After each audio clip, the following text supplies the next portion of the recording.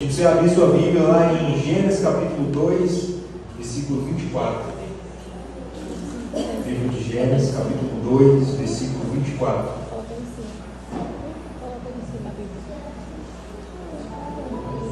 Hoje é um culto, nesse mês a gente está falando sobre comunhão em família. Então a gente vai falar um pouco sobre família, sobre comunhão também, e comunhão entre os irmãos. Amém? Livro de Gênesis, capítulo 2, versículo 24, que diz assim: Por isso o homem deixa o pai e a mãe, se une à sua mulher, e os dois se tornarão uma só. Bom, quando se fala em família, eu lembro de quando eu era jovem, eu venho de uma linhagem de família onde os casamentos são duradouros, onde meus avós viveram mais de 50 anos de casado, meu outro avô e minha outra avó também, minha mãe já tem mais de 30 anos de casado. Então assim, eu venho de uma família que todos os domingos a gente se reunia, os primos brincavam ali, praticamente vivia e morava ali, sabe, tendo aquele convívio diariamente durante a semana, mas sempre meus avós, eles faziam esses almoços e reuniam essa família, reuniam todos que poderiam estar ali. Então eu cresci dentro desse convívio familiar e fui crescendo, fui admirando e amando cada vez mais, sabe, quando a gente não se reunia, a gente ficava triste. Quando tinha férias, quando os primos não se reuniam, ficava triste, dificilmente isso não acontecia, Então eu fui crescendo no meio desse convívio familiar e isso foi muito bom para mim, porque mesmo meus avós, meus pais, nenhum deles sendo cristão, nenhum deles conhecendo a palavra de Deus, mas sempre eles nos ensinavam a ter temor ao Senhor, sempre nos ensinavam do costume da crença a qual eles acreditavam, que era rezar, e ele sempre, quando podia, levava a missa, enfim. Então, mesmo assim, mesmo sem ter um entendimento real da palavra, mesmo sem ter um entendimento, sabe, da verdadeira palavra, do verdadeiro evangelho, do conhecimento da verdade, a gente era ensinado a temer a Deus, às vezes até de uma forma meio que errada, tipo assim, não faça isso que Deus te castiga, cuidado que Deus pode te castigar, meio que criando medo, mas ao invés desse medo a gente tinha temor ao Senhor. Então eu fui criado no meio dessa forma, desse jeito. E quando a palavra de Deus diz que o homem deixará o pai e a mãe e se unir à sua esposa, e ali eles são só um só agora, então ali é o começo da família, é o começo de uma união, de um casal entre homem e mulher, ali há uma formação, ali onde Deus criou desde o início o homem e a mulher para formar a família e para gerar filhos, essa é uma instituição que está desde o início, mesmo antes da igreja. Então é algo muito valoroso, é algo muito precioso aos olhos de Deus, essa união entre o homem e a mulher. E eu lembro que, mesmo na minha incredulidade, mesmo sem conhecer realmente a Cristo, eu lembro que toda noite eu parava, rezava de joelhos, e no meio dessa reza eu parava e eu até contei isso uma vez com um amigo meu, ele achou engraçado, mas no meio, quando eu terminava a reza, eu parava ali e pedia: Senhor, me dá uma namorada boa. Eu pedia isso várias vezes, constantemente eu pedia isso. Por quê? Porque o meu sonho era ter uma família. O meu sonho, principalmente desde quando comecei a ter entendimento humano, era de ter uma família. Por quê? Porque eu vi meus pais, sabe, vivendo em união, mesmo tendo dificuldade financeira, mesmo tendo aqueles apertos, mas eu via eles unidos, eu via meus avós também assim. Então eu acho muito bonito isso. E eu comecei a orar, mesmo sem saber que estava orando, e pedindo a Deus: Senhor, me abençoa com a mulher, me abençoa com a mulher boa. E hoje, para a honra e glória do Senhor, eu tenho uma família. Deus me abençoou com uma mulher muito abençoada, amo demais, sou realizado como esposo, sou realizado pela minha família, porque eu entendo, irmãos, assim, a família, ela pode sofrer vários ataques, ela pode sofrer várias perseguições, ela pode sofrer tudo, mas ela nunca vai ser destruída por completo.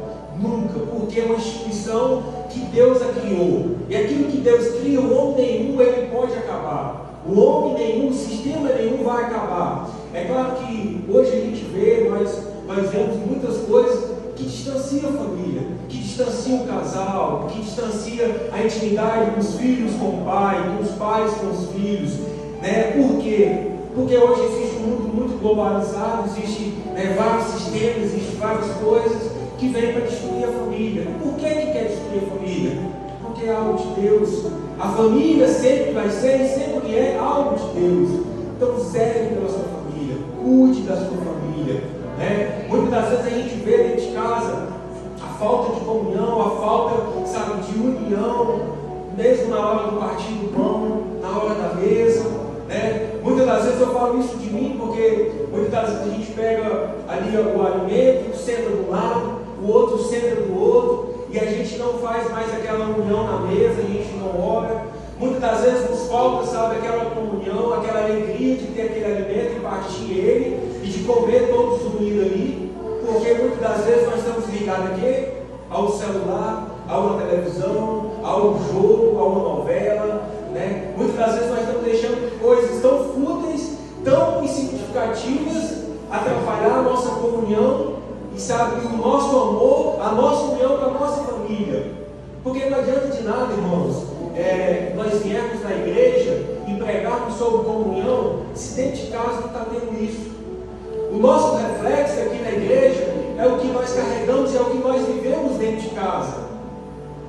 Porque aqui nós estamos sentados, nós estamos orando, nós estamos louvando ao Senhor, mas nós refletimos aquilo que vivemos no dia a dia. Você acha que o mundo, o sistema, que a escola, ela vai ensinar sobre a família? Não vai. Até o que tinha sobre a religião foi tirado. É muito mais fácil a escola, o sistema lá fora ensinar sobre outras ideologias, mas sobre a família não.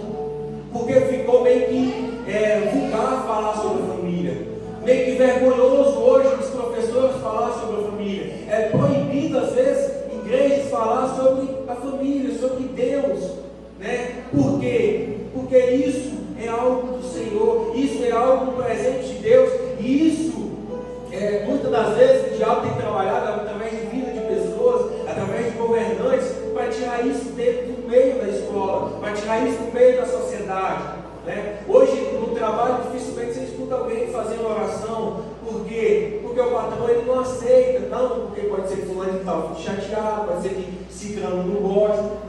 Então isso tem que partir de nós, tem que partir dentro do nosso lar. Esse ensinamento tem que partir dos nossos filhos, e assim, consequentemente, vai gerar de geração para geração. E aí eles vão aprender, eles vão entender que família é um presente de Deus, e é algo que Deus instituiu, e ali é algo que Deus está sobre aquele lugar, sobre aquele ambiente, sobre aquele lar. A mão de Deus está sobre todas as famílias. Mas muitas das vezes nós passamos por dificuldade dentro do nosso lar. Muitas das vezes os pais têm dificuldade com os filhos. Muitas das vezes as mães têm dificuldade com os filhos. Mas por quê? Porque não está sendo ensinado. Porque não está sendo pregado sobre a família dentro do próprio lar.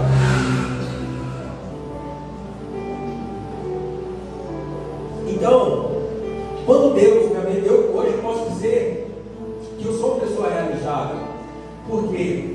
Eu ouvi sábado, um jovem começou a pregar para mim, e eu deixei. E ele falou algo interessante, que ele disse: Leonardo, nós seres humanos não precisamos de muita coisa para viver. Nós precisamos do alimento, nós precisamos da saúde, nós precisamos de uma família, mas quem provê tudo isso é Deus, não é verdade? Só que muitas das vezes nós estamos correndo atrás de coisas, nós estamos indo atrás do mesmo modo do sistema e vivendo aquela vida desenfreada e deixando o mais precioso de lado, de dar atenção aos nossos filhos, de dar atenção à nossa esposa, vice-versa, de dar, sabe, aquela atenção, aquele carinho, aquele amor que eles precisam para crescer, sabe, vivendo e vendo como é construir uma família. Né? Porque, como a própria palavra diz, que o homem deixa o pai e a mãe, mas ele deixa com o quê? Com qual exemplo? Com qual formação de família? Ele vai deixar o homem e a mulher, ele vai deixar o seu pai e sua mãe com a formação de qual exemplo? Qual é o exemplo que nós estamos dando para os nossos filhos, para que um dia eles nos deixem e ele possa construir a sua própria família? É o exemplo de amor, é o exemplo de perdão, é o exemplo de temer ao Senhor acima de tudo, de amar a Deus acima de todas as coisas. É o exemplo de ser misericordioso com as pessoas que estão ali fora. É o exemplo de falar do Evangelho, de pregar Cristo, a ressurreição e a vinda de Cristo. É esse exemplo, é essa bagagem que o meu filho, a sua filha, os seus filhos estão tendo. Se estão tendo, realmente, glória a Deus por isso. Continue dessa forma, continue cada vez mais pregando isso. Porque se eles estão tendo essa bagagem, se eles, quando for deixar o pai e a sua mãe, realmente eles têm tudo para construir uma família abençoada na presença de Deus. Sabe por quê? Porque ele não vai buscar o homem ou a mulher rica. Ele vai buscar uma mulher ou um homem temente ao Senhor. Ele vai buscar um homem e uma mulher que teme ao próprio Deus, que teme ao mesmo Deus que você e a seu pai e a sua mãe viveram, vivem e ensinaram para ele. Então, é essa bagagem que quando os nossos filhos nos deixar, que eles têm que ter, porque assim vai passar de geração para geração.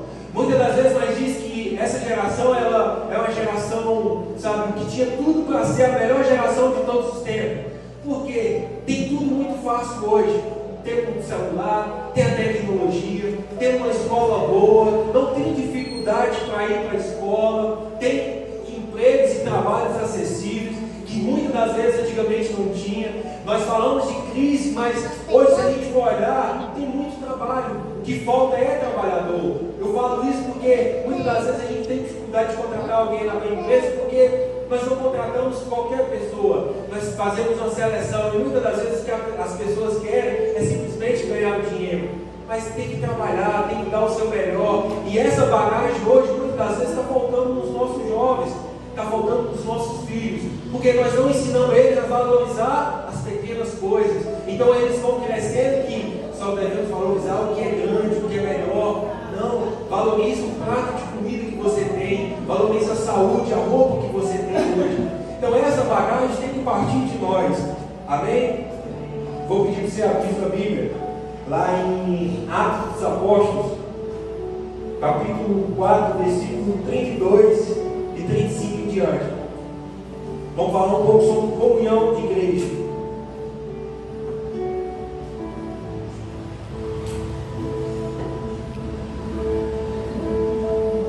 Atos dos Apóstolos, capítulo 4, versículo 32 ao 35 em diante. Se você encontrou, diga amém. Amém.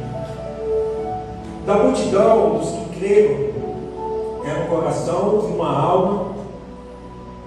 Da multidão dos que creram, eram um coração e alma. Ninguém considerava exclusivamente sua nenhuma das coisas que possuía. Tudo, porém, era-lhes comum. Com grande poder, os apóstolos davam testemunho da ressurreição do Senhor Jesus.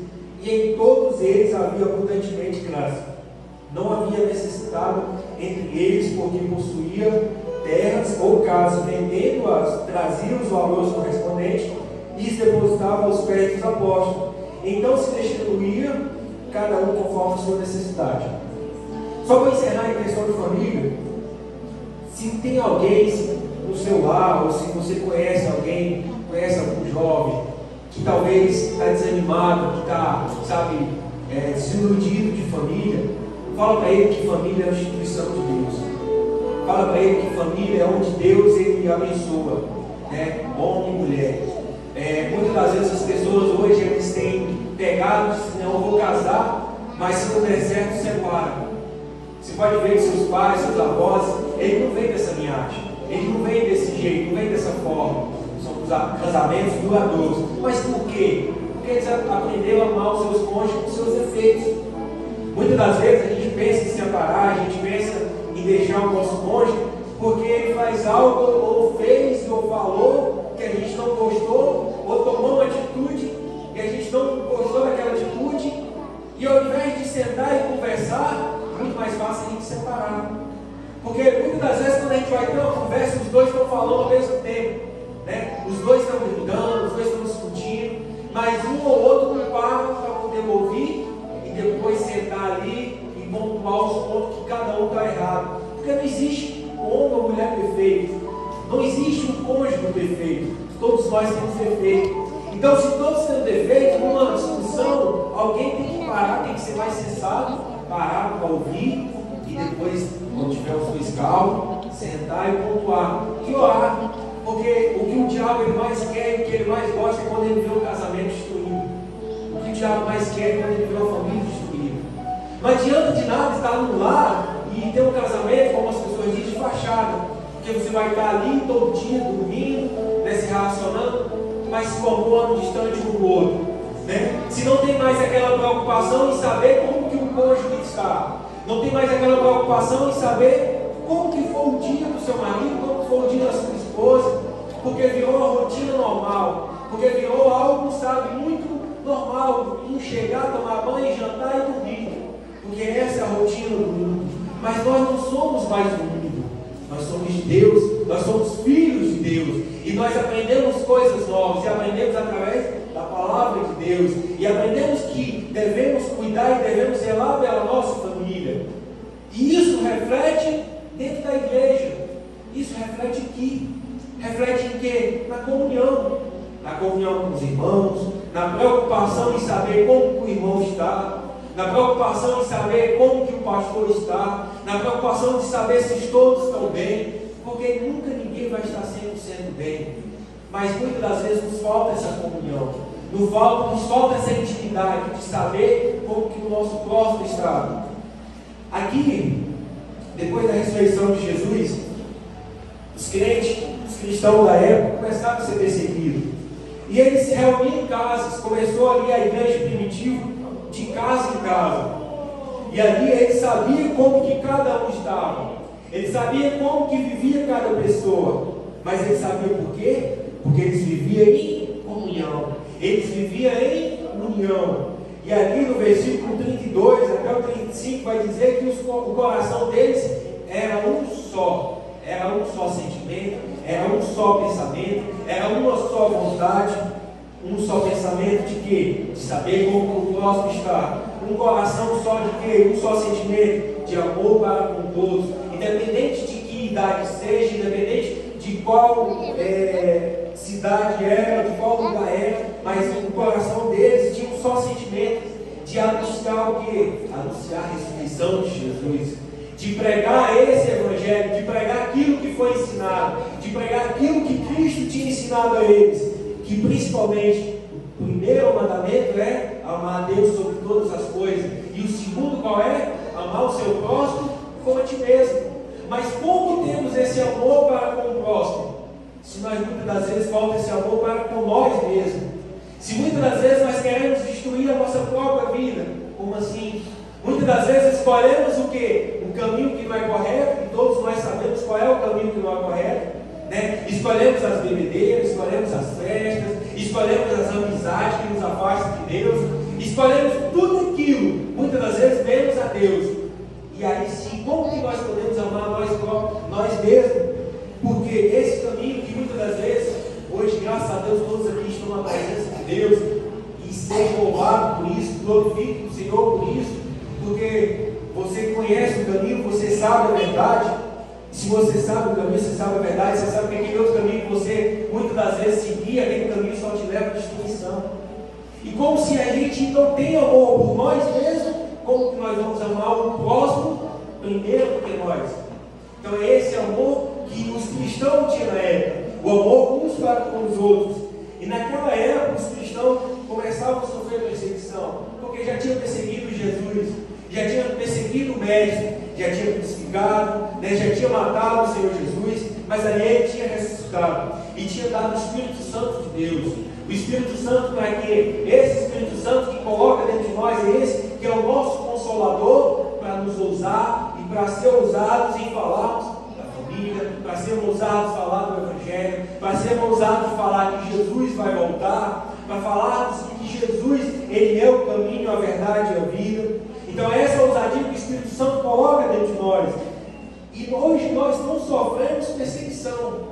Se nós formos dizer que nós não pregamos o Evangelho, que nós não falamos da ressurreição de Jesus, que não falamos que Jesus vai voltar porque somos perseguidos, estamos mentindo.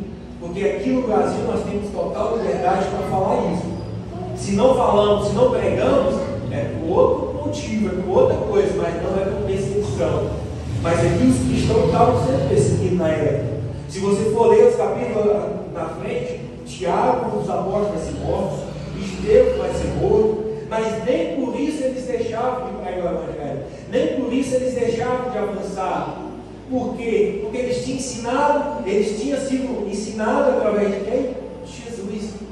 É aquela bagagem que hoje é responsabilidade nossa de falar dos nossos filhos do amor de Deus, de falar dos nossos filhos temer a Deus, de falar dos nossos filhos a verdade.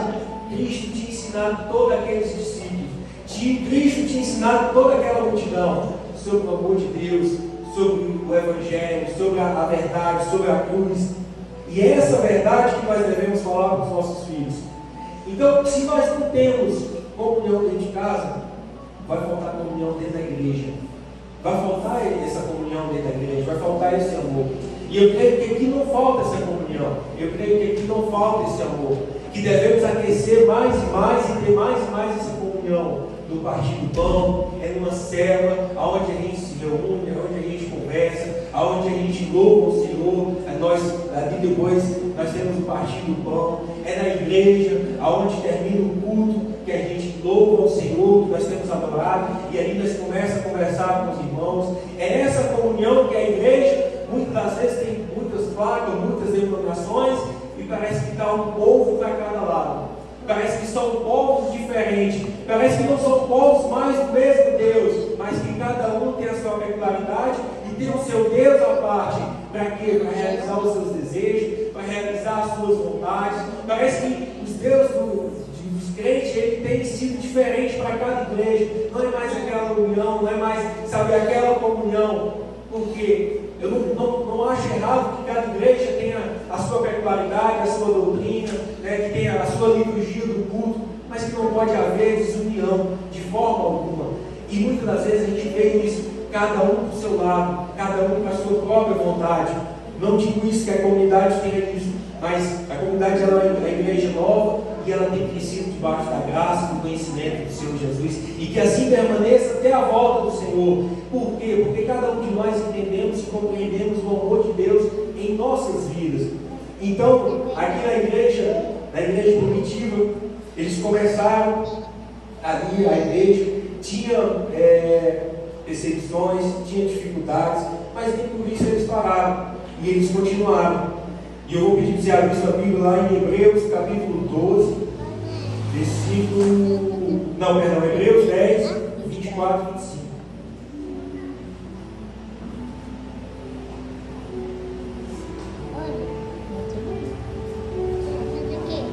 Hebreus 10, 24 e 25.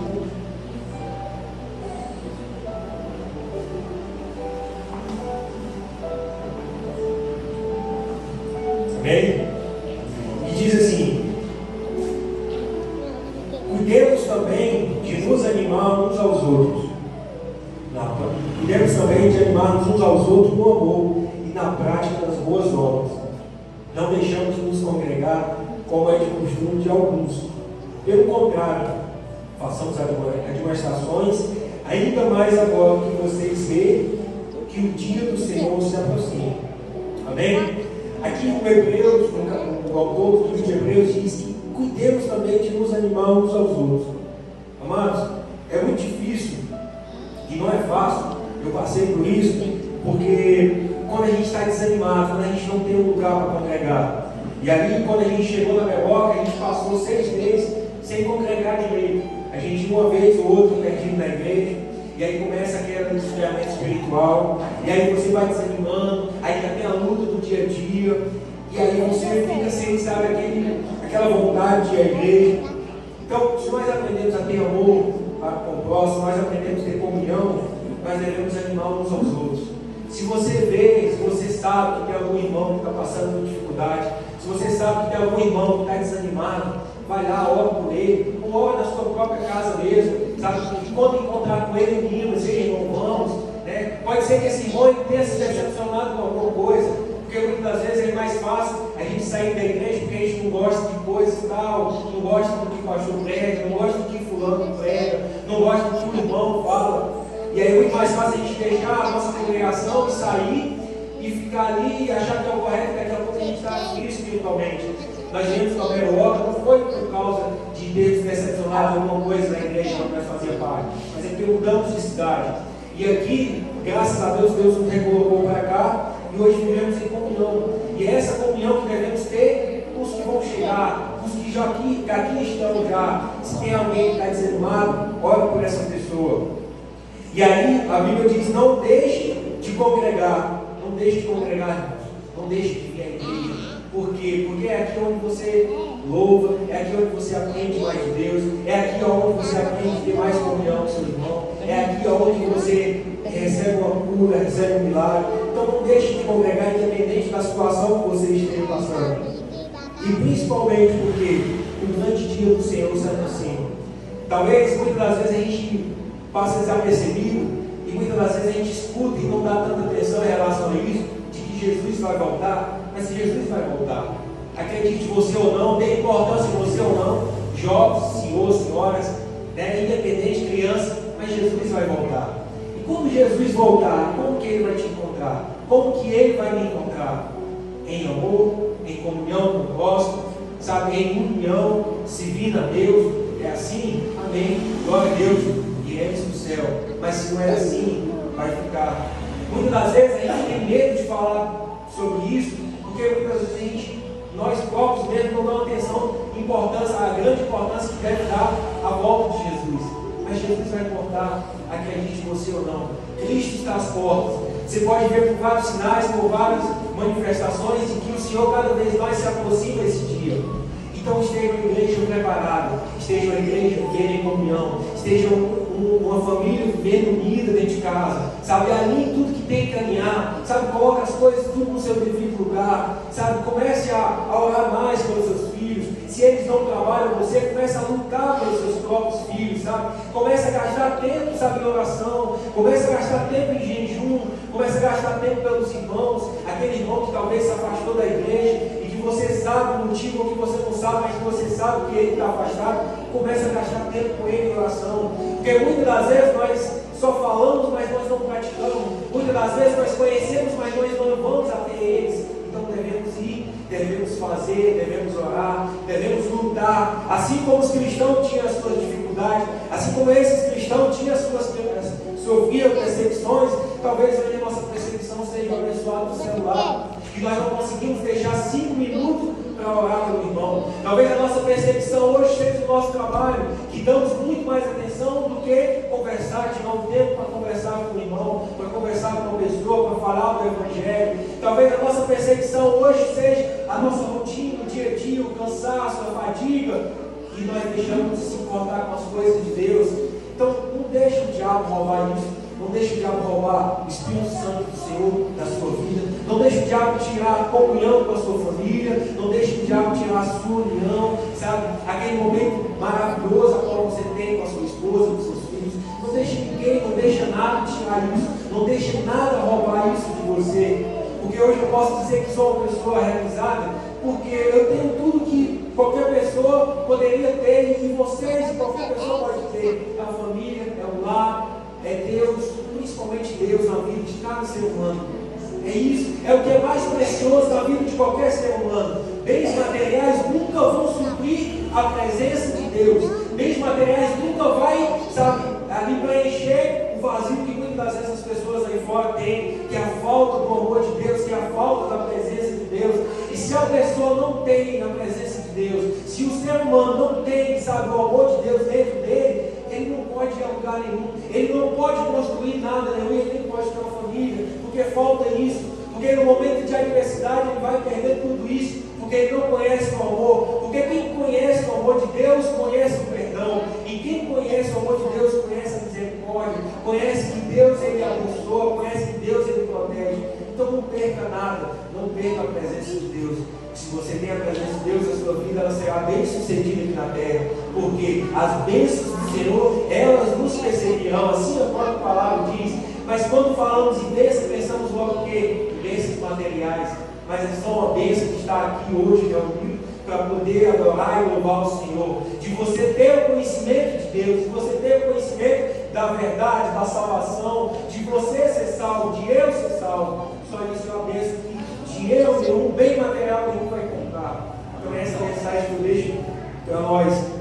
Reflita, cuide da sua família primeiramente, né? Se tem algo para melhorar, melhore. Se tem algo para conversar, converse. Se tem algo para, sabe, alinhar, alinhe. Depois tenha comunhão entre uns aos outros aqui dentro da igreja. Se tem algum irmão que precisa pedir perdão, vá lá, peça.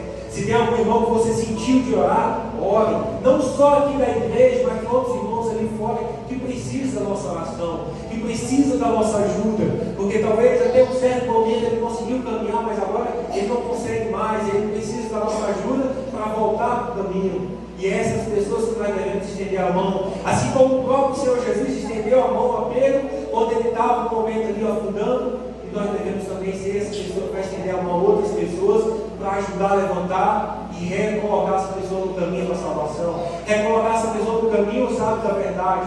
Então, não deixe de fazer e não deixe de cuidar da sua família. Amém?